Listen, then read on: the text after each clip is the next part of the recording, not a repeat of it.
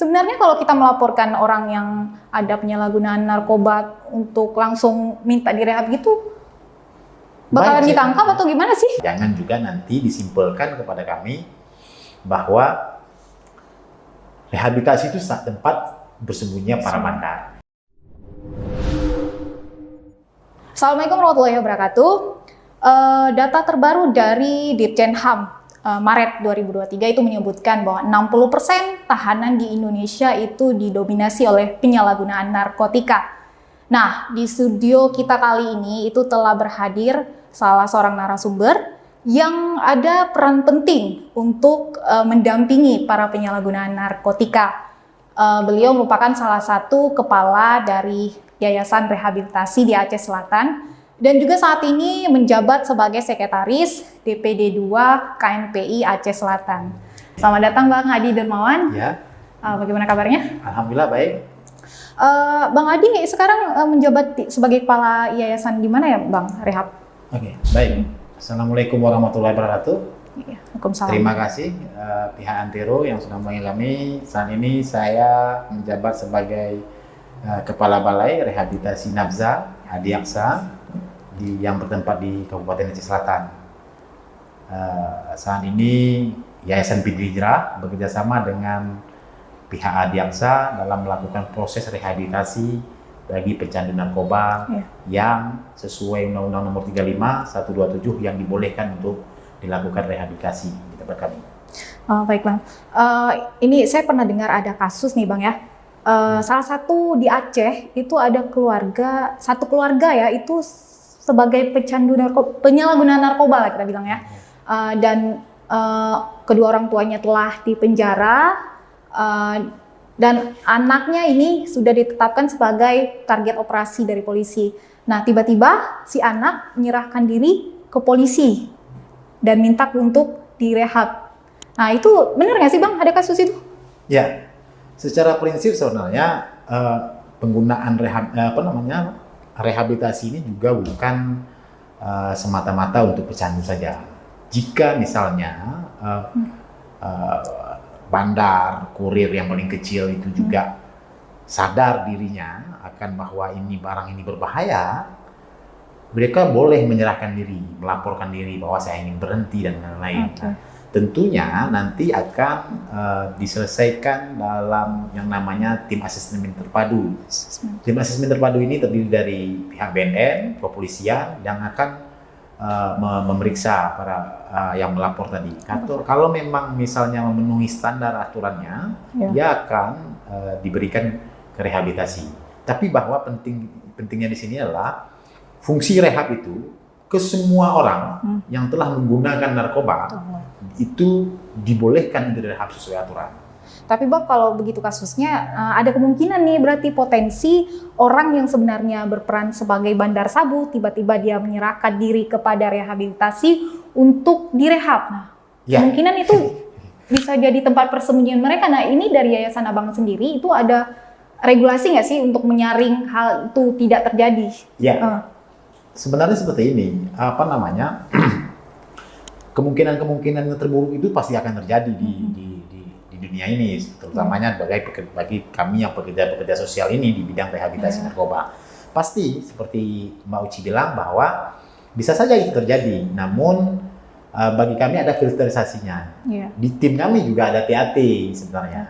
Kami juga berhak menolak ketika kita tahu itu bandar, dan kami juga sering berkoordinasi dengan pihak kepolisian dan kejaksaan. Misalnya ini kalau misalnya ini akan menghalangi pengungkapan kasus dalam hal narkoba, tentunya kami tidak akan menerima ketika itu bandar. Jangan juga nanti disimpulkan kepada kami bahwa rehabilitasi itu tempat bersembunyinya para bandar. Sebenarnya seperti ini kata singkatnya, bahwa setelah mereka melaporkan, kita akan juga melakukan TAT. TAT ini juga tim asesmen terpadu kami dilakukan oleh para pegiat sosial. Itu maaf Bang, itu termasuk cek data ya, kita cek latar belakangnya. Tim itu khusus untuk ngecek latar belakang. Ngecek data latar belakang dan lain-lain. Nah, nanti ketika di mana dia bohong dia tahu. Jadi untuk sebutan mereka yang dirawat di Yayasan Adiaksa ini? Residen, Residen, klien atau pasien sama? Residen lah, kami lebih ke residennya. Ya. Nah kalau untuk sekarang Bang, itu saya dengar-dengar kan baru baru di launching Februari tahun ini juga. Nah itu udah ada berapa residen sih yang dibina, didampingi ya? Di Aceh Selatan sendiri, Balai Rehabilitasi Nafza Adiaksa ini didirikan, Yayasan Pintu Hijrah bekerjasama dengan Yayasan Pintu Hijrah didirikan atau diresmikan langsung oleh Kejaksaan Tinggi Aceh pada 27 Februari tahun 2023 ini. Nah, saat ini kita sudah merawat sebanyak 17 residen. 17 residen ini 5 yang sudah dinyatakan sembuh dan sudah melakukan proses rehabilitasi selama 6 bulan.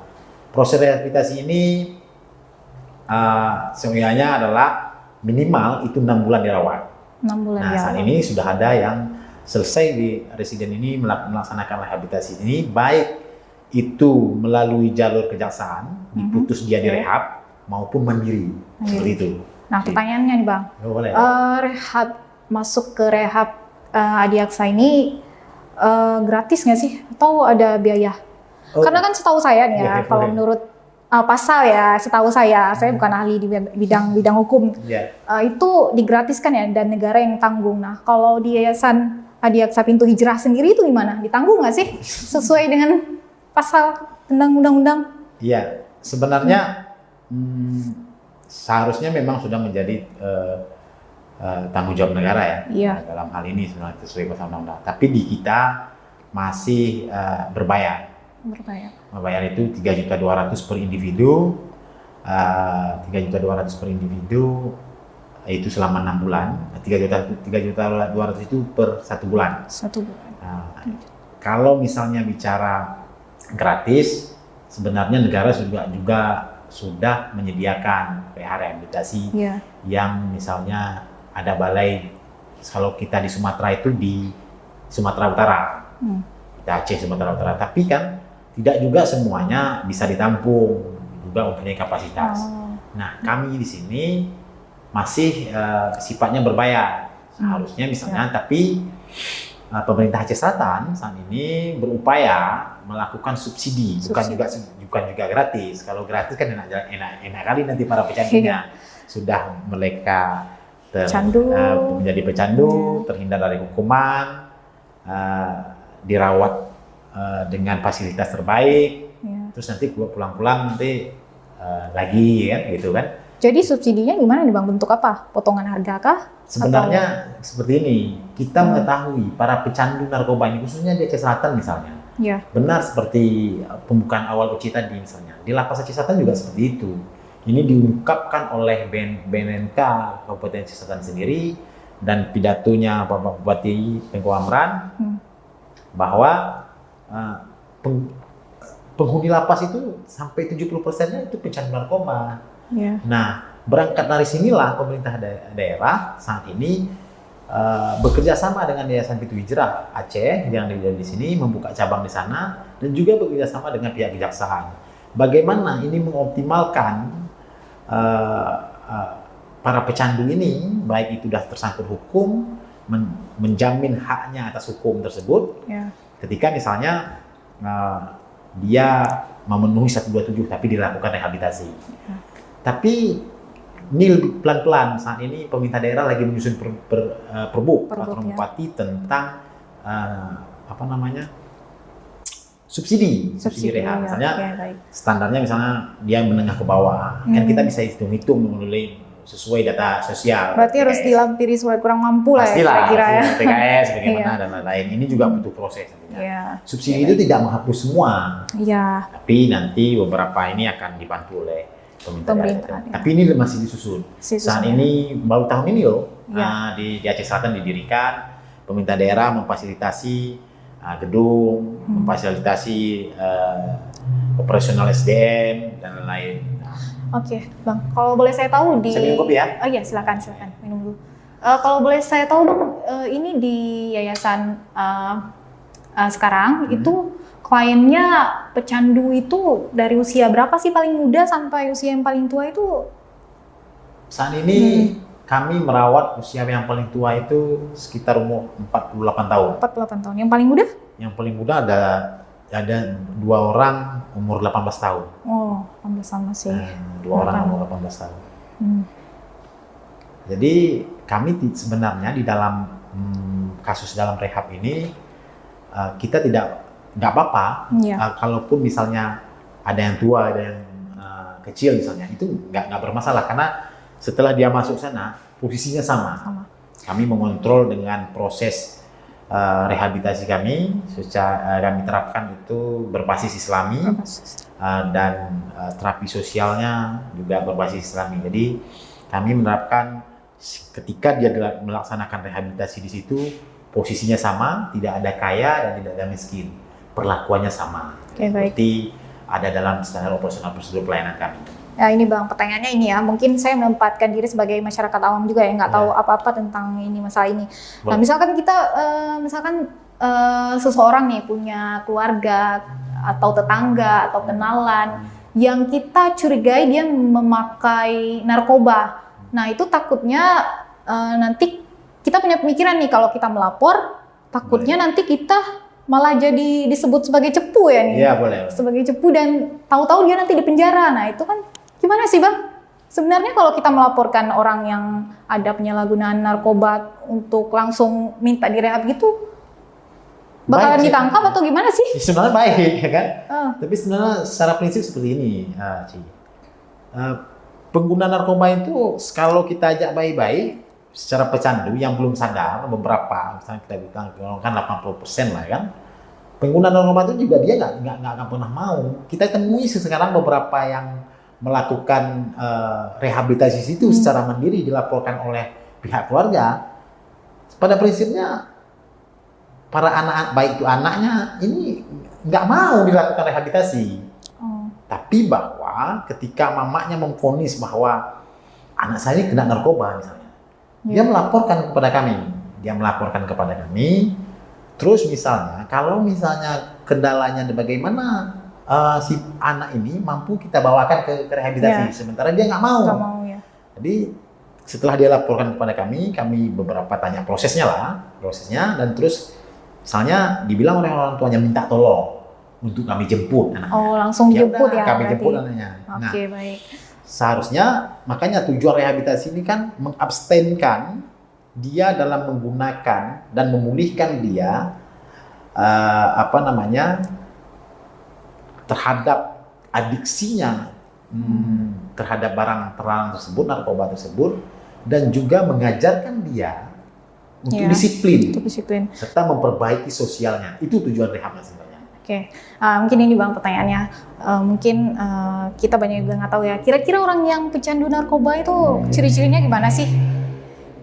Yang paling penting ciri-cirinya paling umum gitu, yang paling dapat kita lihat gitu, curigai. Kalau saya bilang, bagaimana ya kita bilang ciri-cirinya? Sebenarnya pecandu narkoba itu sebenarnya dia paling bisa berkamuflase. Tapi kalau saya bilang standar ciri-cirinya, nggak ada standar ciri khusus sebenarnya. Tapi bahwa ketika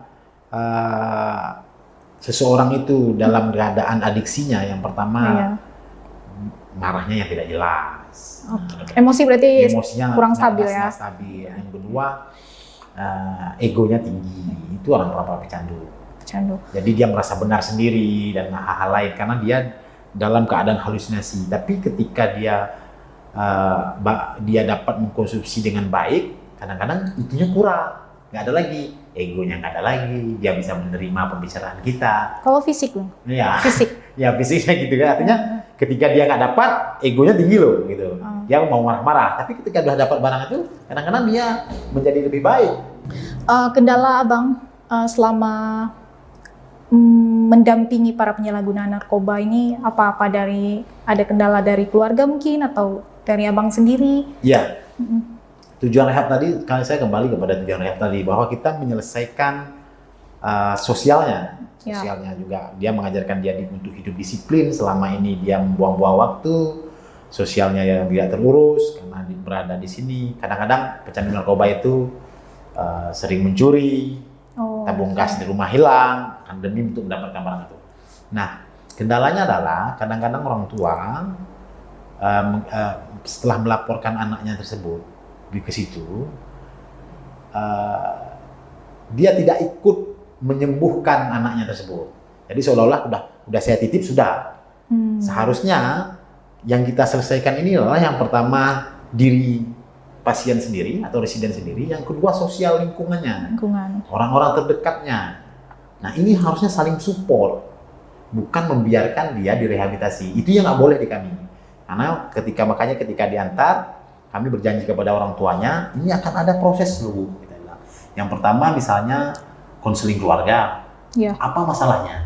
Kan bukan saja faktornya ujung-ujung, misalnya dia menjadi pecandu, setelah dia besar, dia cari narkoba terus, enggak.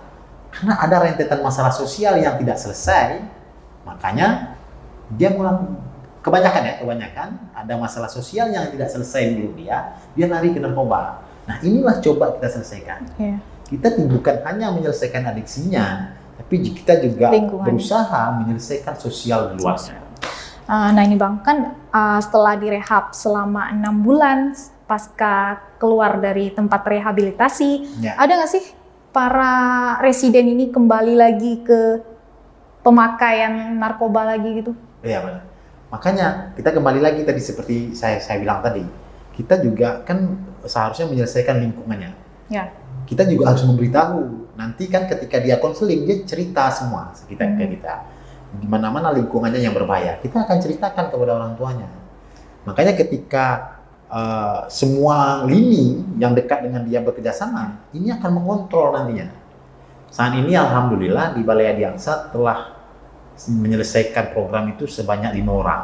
5 orang.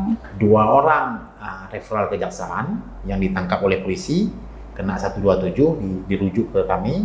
3 orang mandiri yang dilaporkan oleh orang tuanya. Nah, 3 orang yang sudah kami lakukan home visit. Artinya kami itu setelah lepas itu ada 6 bulan pengawasan. 3 orang yang sudah kami lakukan home visit. Home visit ini adalah pengecekan ke rumah residen tersebut yang sudah menyelesaikan rehabilitasi tanpa pemberitahuan sebelumnya. Kita perginya pagi.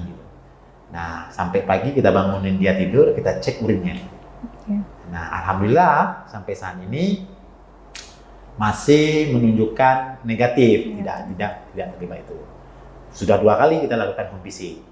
Itu berapa lama Pak pemantauan seperti 6 bulan. itu? 6 bulan juga. 6 bulan, ya. Oke, baik. Tentunya kita tidak pernah memberitahukan kepada residen bahwa ini kami pantau 6 bulan, tidak. Nah. Kalau ini kan letaknya di Aceh Selatan ya? Boleh. Kira-kira kasus narkoba di Aceh Selatan itu gimana sih Bang? Didominasi oleh usia remaja kah? Ya, kalau mendominasi kita tidak begitu lengkap datanya, tapi secara gamblang saja bahwa saat ini narkoba malah sudah masuk ke terhadap para remaja, malahan orang tua, para penggiat sosial malah ada beberapa hal. Karena narkoba ini tidak memandang siapa dia, tidak memandang usia malahan. Misalnya di Aceh Selatan itu sering kita lihat bahwa anak-anaknya yang ngelem, belum masuk ke narkoba, dari ngelem dan lain-lain.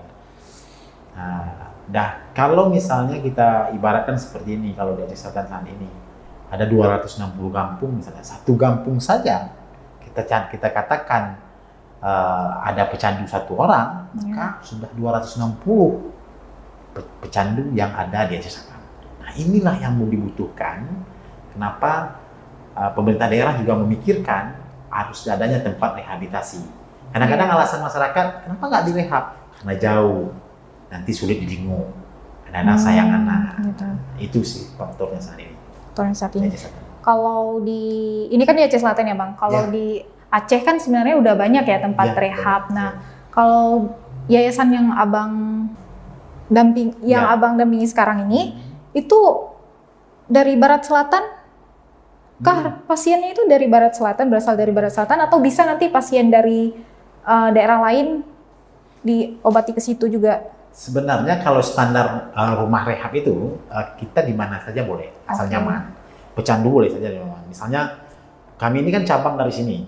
Yayasan Bidujah ini ada di Aceh ini, di Banda Aceh ini ada cabangnya. Di sini ada juga orang Riau, orang Oh, Batam. ada orang Jadi luar Aceh. para pecandu itu atau keluarganya Iya. itu boleh menempatkan di mana yang lebih nyaman anaknya. Kalau di Aceh Selatan ada itu dari luar Aceh? Enggak, di Enggak. luar Aceh Selatan, dari luar Aceh, luar Aceh belum. Ya. Oh, Nah, berarti tidak. Sebu Salam sudah ada, Nagan sudah ada. Nah, kalau merujuk kepada pihak kejaksaan sampai saat ini di Barat Selatan itu cuma satu. Iya.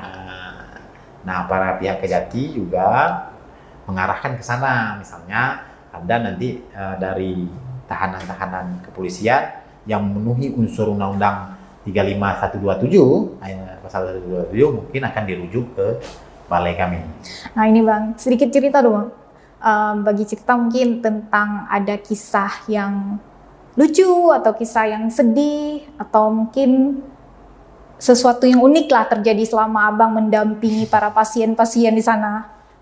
Sebenarnya secara prinsip kita tidak boleh mengumbar itu privasi Iya, sebenarnya. oke. Karena kan nanti kita berupaya bahwa setelah dia melaksanakan rehabilitasi dia tidak dijustis sama masyarakat sekitar. Iya.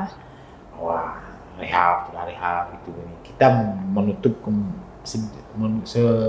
seerat mungkin soal privasi mereka. Asik. Tapi kalau bicara soal lucu dan lain-lain bahwa namanya kita membeli waktu mereka. Misalnya kita semua diatur nih kalau SOP sana. Bangun pagi, disuruh sholat tahajud, setelah itu zikir, sampai sholat subuh zikir pagi, terus melakukan senam pagi. Namun kehidupan yang sehat seperti itu, habis itu waktu makan ada, waktu sholat ada, waktu belajar ada. Jadi tidak boleh lewat. Berarti dijadwalkan ya Bang, mulai dari bangun tidur sampai tidur lagi. Ya, sampai tidur lagi. Jadi mereka oke. dari Senin sampai Jumat itu full dari sholat sunnahnya, sholat tengah malam, sholat subuh, sampai sholat 5 waktunya kita atur. Kapan dia melakukan pendidikan. Ada beberapa lagi namanya yang paling bukan lucu sih sebenarnya, kita juga mendapat pengalaman. Kita yang tidak bergelut di bidang adiksi itu, misalnya kita tidak terlibat ya terhadap narkoba itu. Sebenarnya yang lucu itu nanti di sesi dia bercerita. Sesi dia bercerita. Jadi dia akan menceritakan seluruh bagaimana tindak lakunya di luar saat dalam penggunaan narkoba. Seperti itu sih. Dan misalnya kalau yang sedih Bang, yang sedih. Yang sedih. Ada beberapa yang, ini salah satunya kita nggak menyebut ininya sih. Iya, nggak usah disebut. Yang sedih itu ada satu keluarga yang terlibat dalam penggunaan narkoba. Jadi terlibat dalam penggunaan narkoba, terus karena dia sadar bahwa keluarganya terlibat semua, dia melaporkan diri kepada pihak kepolisian. Berarti itu yang tadi pembukaan tadi ya? Iya. Itu sih tadi menjawab ya. Iya. Jadi karena sedih, sesuai Uci bilang tadi sih, sesuai fakta yang Uci ketemui, ya benar adanya bahwa seluruh keluarganya itu terlibat dalam penggunaan narkoba hingga ditangkap oleh kepolisian, keluarganya lain. Tapi dia bukan takut sebenarnya, tapi memang dia ingin berubah, betul-betul ingin berubah. Terus yang melaporkan diri kepada pihak kepolisian. Setelah itu kepolisian mungkin karena dia melapor tadi, dia mengatakan saya menyerahkan diri, saya pengguna narkoba, malah berbicara bahwa saya pernah menjual-jual gitu katanya, tapi saya saat ini sadar boleh tahan saya, tapi saya meminta. Dia boleh katakan tahan aja saya, tapi saya memang ingin berubah, saya mohon satu permintaan, mohon saya untuk dilaksanakan rehabilitasi. Sebagai penutup podcast kita, mungkin ada pesan-pesan untuk masyarakat di luar sana atau kaum generasi muda kita saat ini. Seberapa penting sih kita menjauhi narkoba atau untuk menempatkan orang yang pecandu narkoba itu direhabilitasi itu? Ya. Ya. Yang pertama bahwa narkoba itu adalah barang terlarang yang harus kita jauhi siapapun itu. Tapi secara pasti bahwa narkoba itu semakin hari semakin dekat dengan kita. Dia tidak akan memandang bulu baik itu yang pintar ya atau yang tidak pintar, mau yang alim ataupun tidak, itu akan pasti dekat dengan sekitar kita. Maka jagalah anak-anak kita dari pergaulan terutama pergaulan dia dengan siapa. Dan jika pun sudah kita temukan, maka sebelum berurusan dengan kasus hukum, maka lebih baik melaporkan terus anak-anak atau saudara-saudara kita, orang sekitar kita ke Balai Rehabilitasi Nabza, Adiaksa, Yayasan Pintu Hijrah yang bertempat di Kecamatan Kelut Utara, Kampung Jambu Manyang, Kabupaten Selatan, Jalan Nasional, dekat Jalan Nasional.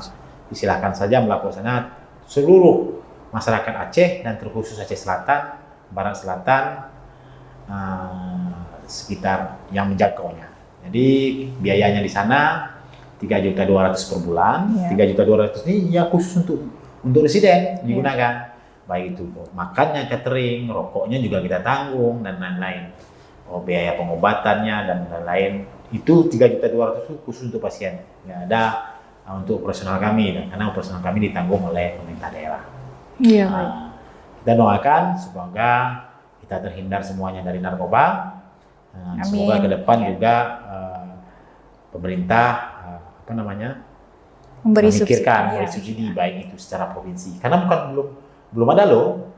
Maksudnya bukan tidak mungkin karena Sumatera Utara itu mensubsidi. Berarti di Aceh belum ya? Di Aceh belum. Okay. Tapi saat ini Aceh Selatan yang sudah mulai pionirnya lah ya.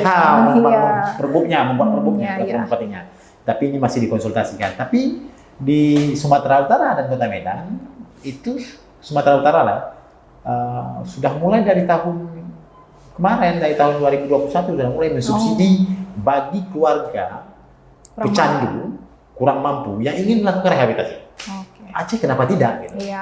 Pemerintah Aceh kenapa tidak untuk melakukan hal-hal tersebut?